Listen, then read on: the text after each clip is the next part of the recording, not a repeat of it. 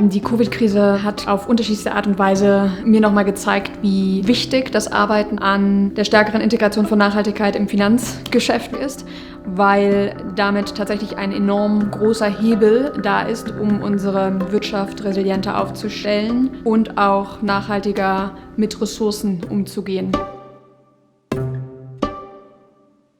Die Corona-Krise hat gezeigt, wie Unternehmen, die Nachhaltigkeit für sich erkannt haben als ein zentrales Thema, dass diese Unternehmen sich als resilienter erwiesen haben, besser performt haben. Der Markt für nachhaltiges Finanzgeschäft, für Kredite, für Anleihen, die sozial, grün oder an Nachhaltigkeitsziele geknüpft sind, ist in der ersten Jahreshälfte von 2020 um 13% mehr gewachsen als in derselben Jahreshälfte im Vorjahr in 2019. Insbesondere die sozialen Anleihen haben sich vervierfacht im Volumen.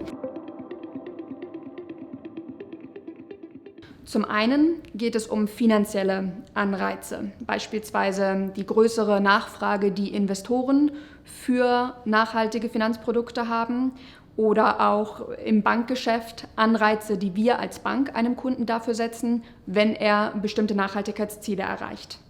Das bietet sich insbesondere bei Unternehmen, die sich aufgrund des Sektors, in dem sie aktiv sind, verändern müssen. Beispielsweise haben wir einem Unternehmen, das Gummi herstellt, eine günstigere Finanzierung in Aussicht gestellt, wenn es schafft, bestimmte Ziele hinsichtlich des Stopps von Abholzung zu erreichen.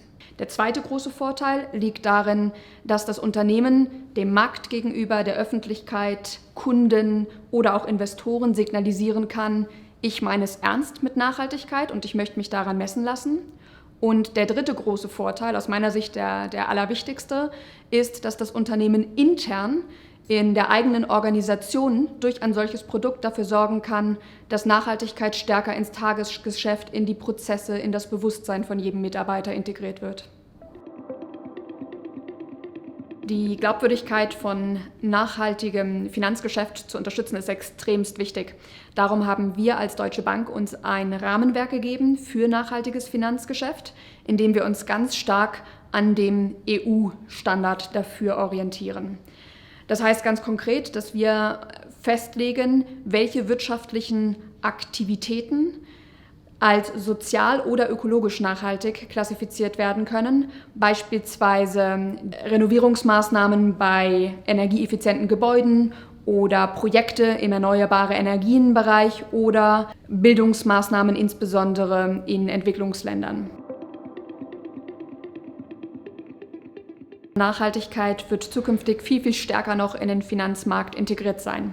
Dabei wird es weniger darum gehen, ob ein bestimmtes Geschäftsmodell heute schon dunkelgrün ist oder noch nicht, sondern es wird ganz viel um diese Zwischentöne hin zu dunkelgrün gehen. Und das heißt, gemeinsam mit ihren Kunden schaffen Banken auf diese Art und Weise die Transformation der Wirtschaft hin zu mehr Klimafreundlichkeit, hin zu mehr Nachhaltigkeit.